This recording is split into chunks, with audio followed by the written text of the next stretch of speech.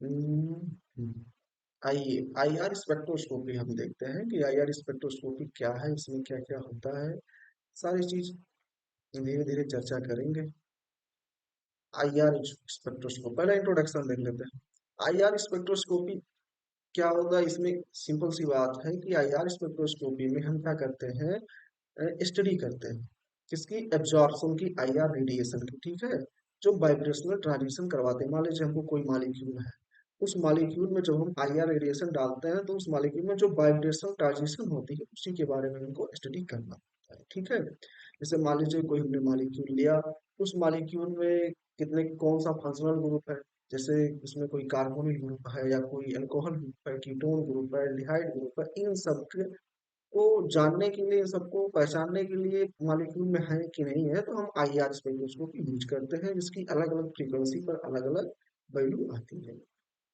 IR region क्या होता है, आईआर रीजन जो होता है यानी आईआर जो रेडिएशन होता है, ये आप विजिबल और माइक्रोस्कोपिक रीजन, जो आपका विजिबल और माइक्रोस्कोपिक रीजन है, इनके बीच की जो रीजन होती है उसी को हम आईआर रीजन कहते हैं।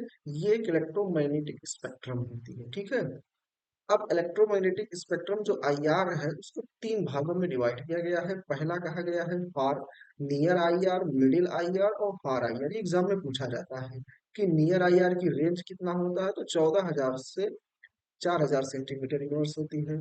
और मिडिल आईआर 4,000 से 400 सेंटीमीटर, और फार आईआर जो है 400 से 10 सेंटीमीटर की रेंज होती है। इसकी वेव नंबर होती है, ये वेव लेंथ में दिया गया है। अच्छा, कभी कभार कहीं कहीं वैल्यू जो है थोड़ा ऊपर नीचे होता है, लेकिन मैक्सिमम रेंज जो है लगभग लगभग यही होता है। जैसे आप इसमें देखेंगे, इस रीजन में तो आप देखिएगा ध्यान से, तो इस रीजन में नियर आईआर इसमें दिखाया गया है। जो नियर आईआर रीजन इसमें बता दिया गया 12,500 से 4,000 सेंटीमीटर, लगभग लगभग देख रहे हैं, तो लमसम वही है। और मिड इंफ्रारेड जो रीजन होती है, मिडिल में 4,000 से 667 सेंटीमीटर इनवर्स होती है। और जो फार आईआर होता है वो 667 से 50 सेंटीमीटर होती है। मतलब ज्यादा डिफरेंस नहीं है, अलग अलग किताबों में अलग अलग वैल्यू दिखेगी। ठीक है, अब आप देखते हैं ये ग्राफ बनाई गई है, जो इलेक्ट्रोमैग्नेटिक जो रेडिएशन, जो इलेक्ट्रोमैग्नेटिक स्पेक्ट्रम होता है वो इस टाइप का होता है। देखिए ये रीजन है। अब इस रीजन में क्या होता है, जो इलेक्ट्रोमैग्नेटिक रेडिएशन जो सन से निकलती है उसमें जो है सबसे ज्यादा, सबसे पहले गामा रे होती है, फिर एक्स रे होती है, फिर वैक्यूम यूवी होती है, नियर यूवी होता है, विजिबल होता है, आईआर होता है, माइक्रोवेव रेडिएशन।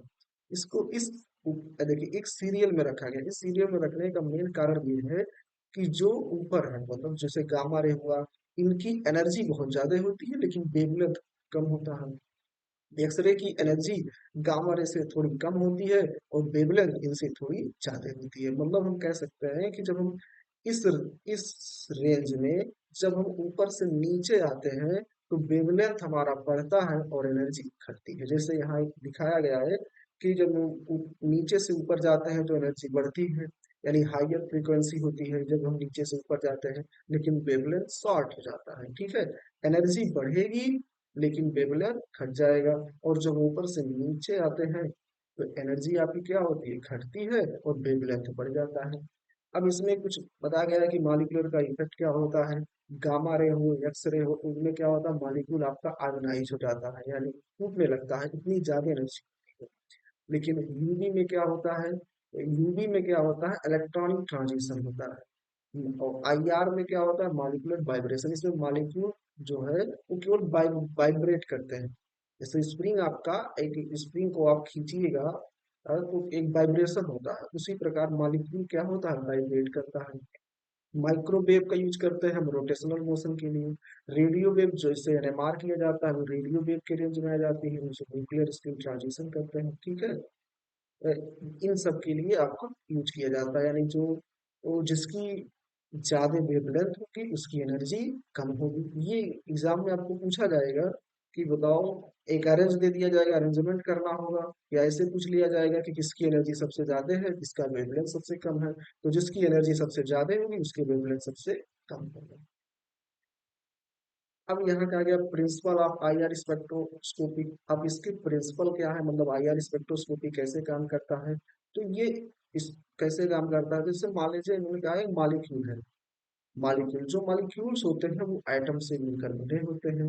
यानी अब एटम जो है से मिलकर मॉलिक्यूल बना होगा, यानी कोई ना कोई बॉन्ड होगा, एक बॉन्ड के द्वारा लिंक्ड होता है। इन्होंने उसको बताया गया है कि जो केमिकल बॉन्ड होता है वो एक स्प्रिंग की तरह इन्होंने माना, जैसे इक्विलिब्रियम में बॉन्ड लेंथ इक्विलिब्रियम अवस्था में है। कोई मॉलिक्यूल है जिस मॉलिक्यूल में कोई एटम ये है, एक एटम ये है। अब इन दोनों एटम के बीच में एक बॉन्ड है, केमिकल बॉन्ड है, जिसको हमें स्प्रिंग के द्वारा दिखाया गया है।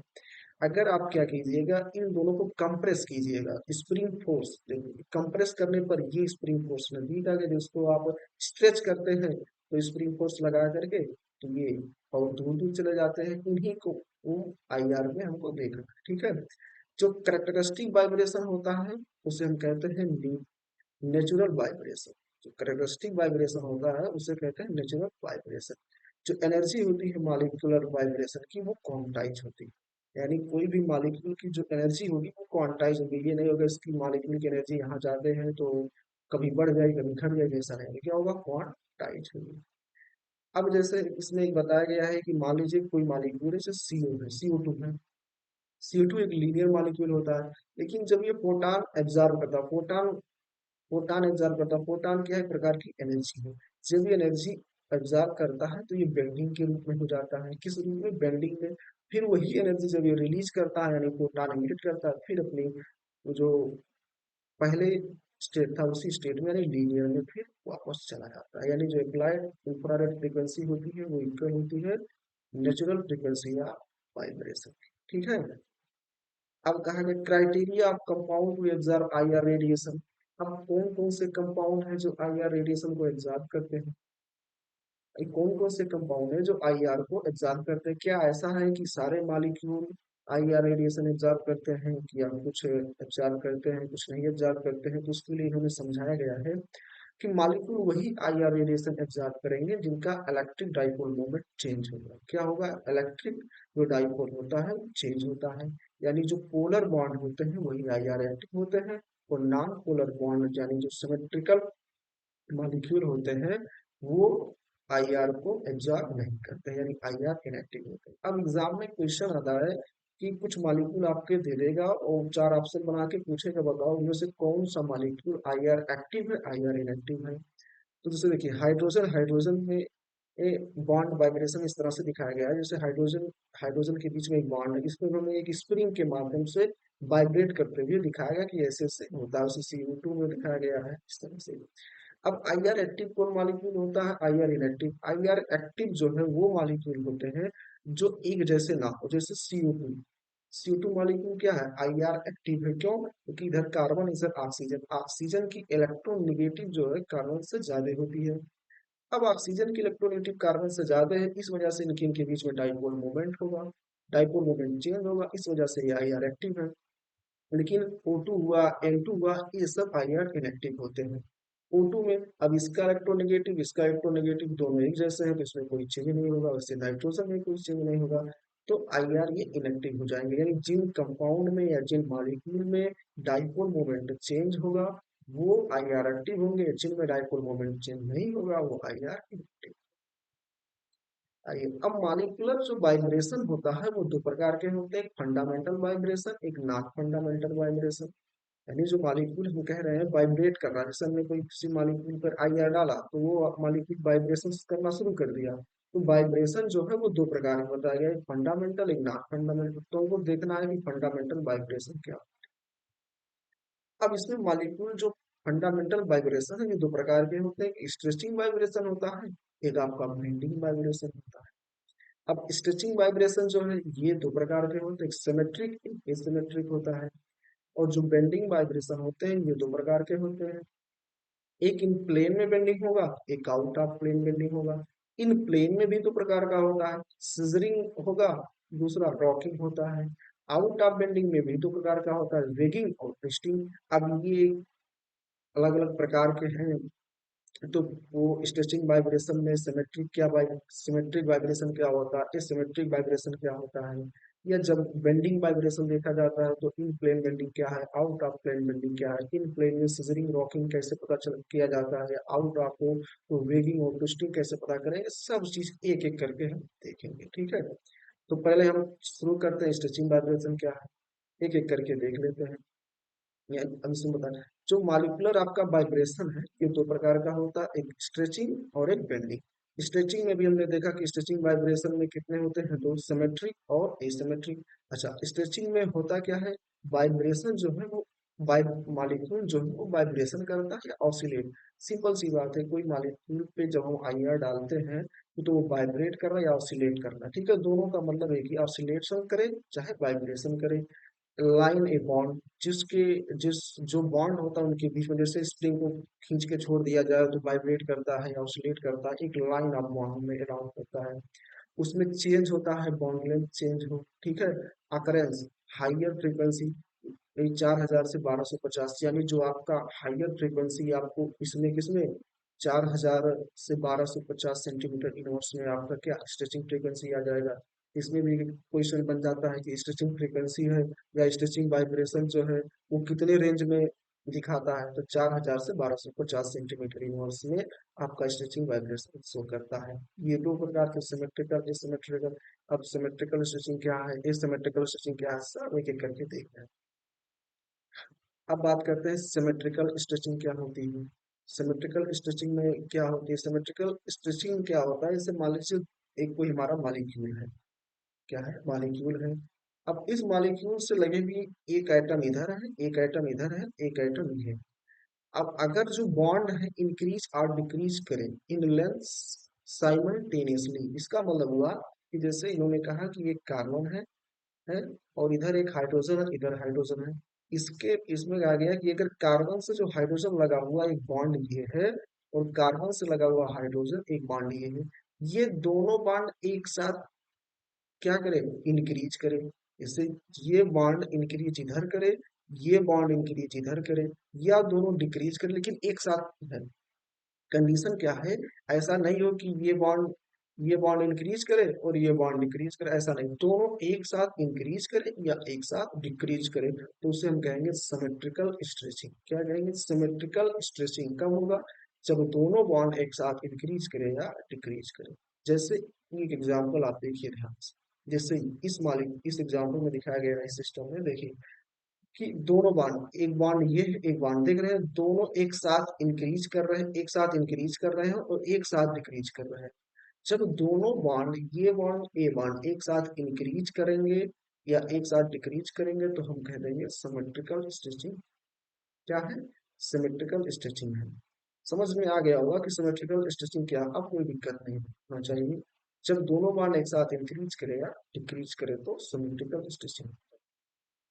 अगला है एसिमेट्रिकल स्टिचिंग। क्या होता है, जैसे सिमेट्रिकल था वैसे एसिमेट्रिकल होगा। एसिमेट्रिकल में क्या होगा कि एक बॉन्ड इंक्रीज करेगा तो एक बॉन्ड डिक्रीज करेगा, यानी in the one bond length is increases and other is decreases. जैसे ये बॉन्ड, अगर ये बॉन्ड इंक्रीज कर रहा है तो ये बॉन्ड क्या होगा, डिक्रीज करेगा। मतलब दोनों अपोजिट काम होगा, एक इंक्रीज करेगा तो ये डिक्रीज करेगा, तो हम कह देंगे एसिमेट्रिकल स्ट्रेचिंग है। इसमें भी आप देख लीजिए, देखिए एक बॉन्ड आपका इंक्रीज, जब ये इंक्रीज करता है तब ये डिक्रीज करता है और जब ये इंक्रीज करेगा तो ये डिक्रीज करेगा, मतलब दोनों एक साथ ना तो इंक्रीज करे ना तो डिक्रीज करे, तो उसे कहेंगे एसिमेट्रिक स्ट्रेचिंग, यानी एक इंक्रीज करेगा एक आपका डिक्रीज करेगा। अब बेंडिंग वाइब्रेशन, दूसरा बेंडिंग वाइब्रेशन क्या होता है, इसमें वाइब्रेशन या oscillation not along the line of bond, इस एक लाइन के बॉन्ड नहीं, जैसे आप पिछला आपने देखा है, इसमें एक ही लाइन के बॉन्ड, जैसे ये नहीं है कि ये इंक्रीज जो डिक्रीज हो रहा है वो यहाँ हो जाए, नहीं, एक लाइन पे, मतलब जो ये बॉन्ड है इसी लाइन पर ये डिक्रीज हो रहा हो या इंक्रीज हो रहा हो तो ये स्ट्रेचिंग है। बेंडिंग में क्या होगा, बेंडिंग में क्या होगा कि वो एक लाइन से एक लाइन पर कभी भी इंक्रीज या डिक्रीज या ऑसिलेट नहीं करेंगे, ठीक है। वाइब्रेशन बॉन्ड जो एंगल जो होता है वो एल्टर्ड होता है, मतलब उनके बीच में एक एंगल आपको दिखाई देगा। ये लोअर फ्रीक्वेंसी में 1400 से लेकर 666 सेंटीमीटर इनवर्स में होते हैं। ये दो प्रकार के होते हैं, जैसे भी हमने पहले देखा, एक इन प्लेन बेंडिंग एक out of plane bending. In plane bending में सिजरिंग होता है, रॉकिंग होता है, आउट ऑफ प्लेन बेंडिंग में वेगिंग और ट्विस्टिंग होता है। अब एक एक करके देख लेते हैं। देखिए इन प्लेन बेंडिंग में क्या होता है, सिजरिंग देख लेते हैं। इन प्लेन बेंडिंग में पहला सिजरिंग, सिजरिंग में क्या होगा, this is an plane building, ये एक प्लेन बिल्डिंग है। Two atoms approach each other, bond angle are decrease. देखिए जैसे इस फिगर को ध्यान से देखिए, इसमें स्पष्ट दिखाया गया है कि बेंडिंग में क्या होगा, ये मॉलिक्यूल अब इस प्लेन पर नहीं होंगे, जिस बॉन्ड पर है इस पर इंक्रीज डिक्रीज नहीं होंगे, ये बेंड होंगे। और जब बेंड होंगे देखिए इस एटम जो हाइड्रोजन एटम है, ये हाइड्रोजन दोनों एटम क्या है, ये इधर बेंड कर रहा है, ये इधर बेंड कर रहा है। ठीक है, इसे सिजरिंग, जैसे आप कैंची सिजरिंग कैंची का यूज करते हैं, अगर इधर एक कैंची का एक सिरा इधर है एक सिरा इधर, जब आप इसको दोनों को प्रेस करते हैं तब ये आपका खुलता है, यानी दोनों को प्रेस के साथ एक ही डायरेक्शन में किया जा रहा है, एक ही डायरेक्शन में। अगर ये इस डायरेक्शन में है तो ये भी जैसे एक कैंची की तरह जैसे यूज करते हैं, उसी अनुसार क्या होता है इसमें सिजरिंग, सिजरिंग मतलब कैंची की तरह जो अगर मॉलिक्यूल में एटम का वाइब्रेशन हो तो उसे हम कहेंगे सिजरिंग वाइब्रेशन। ठीक है। दूसरा क्या होता है रॉकिंग, रॉकिंग में क्या होता है, एक एटम जो है take place in the same direction, movement atom take place the same direction, मतलब दोनों सेम डायरेक्शन में मूवमेंट करेंगे। जैसे ये एटम आपका हाइड्रोजन एटम है, ये इस साइड मूव कर रहा है, ये भी इस साइड मूव कर रहा है, तो इसको हम कहेंगे रॉकिंग, दोनों एक ही डायरेक्शन में मूव कर रहे हैं तो इसे हम कहेंगे रॉकिंग। लेकिन ये कहाँ है, प्लेन में ही है, कभी भी ये प्लेन के बाहर नहीं जाएंगे, ये कहाँ है एक प्लेन में ही। और प्लेन में अगर दोनों सेम डायरेक्शन में मूव वाइब्रेशन कर रहे हैं तो उसे हम कहेंगे रॉकी वाइब्रेशन। अब आउट ऑफ प्लेन बेंडिंग क्या होती है, आउट ऑफ प्लेन बेंडिंग दो होता है, वेगिंग और एक ट्विस्टिंग। देख लेते हैं, two atom move to one side of the plane, they move upward and downward. अब देखिए अब ये आउट ऑफ प्लेन है, ये एटम अब आउट ऑफ प्लेन है, अगर दोनों एटम क्या हो, अपवर्ड हो, देख रहे हैं दोनों एटम ऊपर की तरफ, यानी जो प्लेन है उसके ऊपर बेंड हो रहे हैं, उसके ऊपर बेंड हो रहे हैं दोनों आइटम, प्लेन के ऊपर है। अब देखिए प्लेन में नहीं है, प्लेन के ऊपर अगर दोनों एक साथ बेंड हो रहे हैं, जिस डायरेक्शन में ये बेंड हो रहा है उसी डायरेक्शन में ये भी बेंड हो रहा है, लेकिन कहाँ प्लेन के ऊपर, तो हम कह देंगे ये हमारा वेगिंग वाइब्रेशन है। कैसा है, वेगिंग वाइब्रेशन है।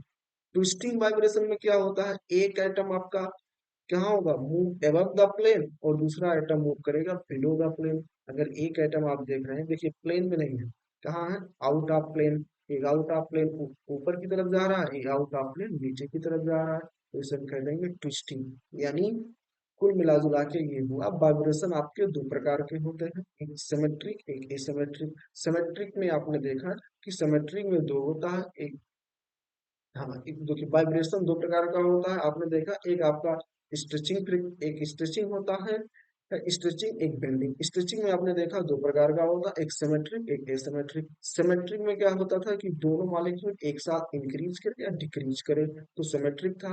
इन एसिमेट्रिक में क्या होता है, एक मॉलिक्यूल डिक्रीज करे और दूसरा मॉलिक्यूल इंक्रीज करे, तो एसिमेट्रिक था। बेंडिंग में क्या होता है, दो प्रकार के होते हैं, एक आपका इन प्लेन होगा एक out of plane. In plane में आपने देखा सिजरिंग होता है, एक आपका होता है रॉकिंग। और जो आउट ऑफ प्लेन है इसमें दो होता है, एक आपका वेगिंग होता है एक आप ट्विस्टिंग। वेगिंग में क्या होगा, ये आउट ऑफ प्लेन होगा, और ट्विस्टिंग में क्या होगा, ये भी आउट ऑफ प्लेन होगा, लेकिन इन दोनों एक साथ आउट ऑफ प्लेन के बाद जा रहे हैं, तो अगर दोनों अपवर्ड है तो दोनों अपवर्ड जा रहे हैं, और इसमें एक अपवर्ड है एक डाउनवर्ड। तो ट्विस्टिंग कोई कंफ्यूजन नहीं होना चाहिए। ठीक है, आगे देखते हैं। अब ये होता है, ये स्ट्रेचिंग फ्रीक्वेंसी का डिपेंडेंट इक्वेशन है, जिसे आप हुक्स लॉ भी कहते हैं। अब ये देखो, इस साइन को कहा जाता है nu equal to 1/2 pi C under root के अपॉन म्यू। जो म्यू होती है इसे कहते हैं रिड्यूस मास। म्यू बराबर होता है M A M B upon M A plus M B, यानी जो एटम एटम ए का मास एटम बी का मास बटे या एटम ए का मास प्लस एटम बी का मास, रिड्यूस मास निकाल सकते हैं। अब इस फार्मूले से ये पता कर सकते हैं कि हमारा जो वाइब्रेशन है, वाइब्रेशन में जो फ्रीक्वेंसी यूज हो रही है, न्यू क्या है फ्रीक्वेंसी है, और के आपका है स्प्रिंग स्ट्रेंथ यानी बॉन्ड स्ट्रेंथ, इसे कहा जाता है न्यू है रिड्यूस मास। यानी अगर कोई आपके पास मॉलिक्यूल है, यदि उसका मास बहुत ज्यादा है, यानी मॉलिक्यूल आपका बहुत बड़ा है, उसका मास ज्यादा है, तो उसकी फ्रीक्वेंसी कम होगी, उसकी फ्रीक्वेंसी क्या होगी, कम होगी। और अगर कोई मॉलिक्यूल है उनके बीच में के फोर्स कांस्टेंट, अगर फोर्स कांस्टेंट है यानी बॉन्ड स्ट्रेंथ बहुत ज्यादा है, तो उसकी फ्रीक्वेंसी ज्यादा होगी।